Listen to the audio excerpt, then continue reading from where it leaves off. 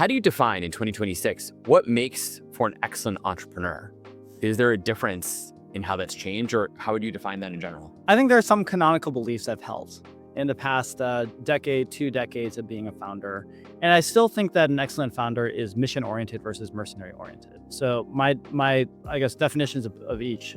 So let's start with mercenary. A mercenary is only doing a company to optimize for wealth. And they have no really strong attachment on what the idea is. There's no problem with making a ton of money as a founder. In fact, that's something I want every single founder to experience, is making a lot of money. But with mercenary founders, I find that they pivot more. They're always chasing the next hot trend where capital is available.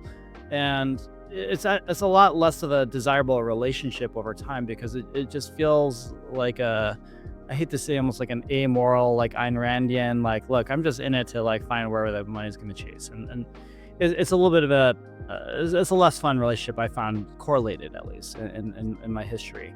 A missionary founder is a bit different. Missionary founder, of course, wants to make a ton of money in what they do, but I also think that there's a personal attachment at stake as to why they care about this business. Something that happened to them in their childhood, or an experience that they've gone through at some point in their life.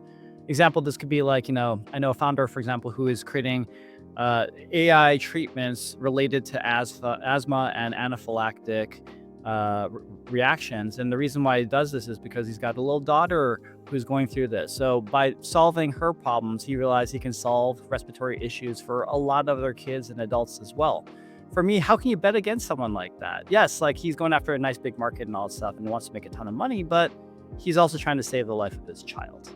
Right. And it's not always the case that you can find such extreme examples, but I want to solve for working with missionaries, because they also tend to correlate to being wonderful human beings, along with being super talented. I agree. Question though is like, is there a world where entrepreneurs are kind of a little bit of both? And so maybe here, I'll give you an example that's sort of in the news a lot, right? Elon Musk is kind of always in the news lately, right? You could argue he's been very missionary in a sense. He's like, I'm going to Mars, like I'm solving the energy crisis with Tesla, and I'm going to Mars with SpaceX. And that's like the mission. And it was everyone got excited by. At the same time, he's pretty mercenary in the sense that like suddenly in today, when we're recording this in February, he, 2 months ago, he wasn't talking about going to the moon and building servers and data centers in space. And yet suddenly that is absolutely the new mission, and he's raising money on that and going to go public with that mission and all these other things. And suddenly it's his new big thing, but it's enabled him to keep raising money and keep upping the ante. And is that a combo that's good? I think it can be, right? I mean, what we're describing is there's always a spectrum for everything, right? I have a lot of problems with Elon Musk personally, just from a character perspective and maybe in the way that he does some business. But I do respect the fact that he has a vision in mind of where the world should go that is true for him, right? And he is doing everything possible in order to push the humanity forward towards whatever vision that he has, whether I agree with it or not. Right. So in that example too, like, yeah, maybe he has to pivot to the moon because Mars is too hard, but it's still freaking impressive that he's like wants to create like a moon base, like data centers, like energy kinds of solutions out there. And there is a little bit of a through line of just like, can we push humanity further beyond the borders of this earth and like, maybe tackle, I guess, a climate crisis in a different kind of way. And my guess is that he really does believe in what he's doing is greater than just even the money itself. Mm-hmm.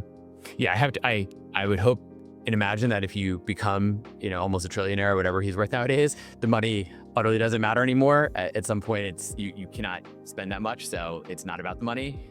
Maybe it's about power. It could be, yeah, and the power might be like a little bit more controversial and difficult if that's what you're chasing. But I mean, even if you look at his lifestyle, from what I can discern, it doesn't look like a trillionaire's lifestyle. It doesn't even look like a billionaire's lifestyle. I mean, a lot of the times he's in that little like the boxable units, right, and next to the Starbase, and is kind of like sold off much of his property. I don't think he owns like yachts, or he does have a plane. So it's sort of a disconnect of like all this wealth accumulation to what his behavior is, and maybe that correlates a little bit to like I'm working my ass off and not really spending much money because like I'm only focusing on the things I care about, which is pushing these other projects.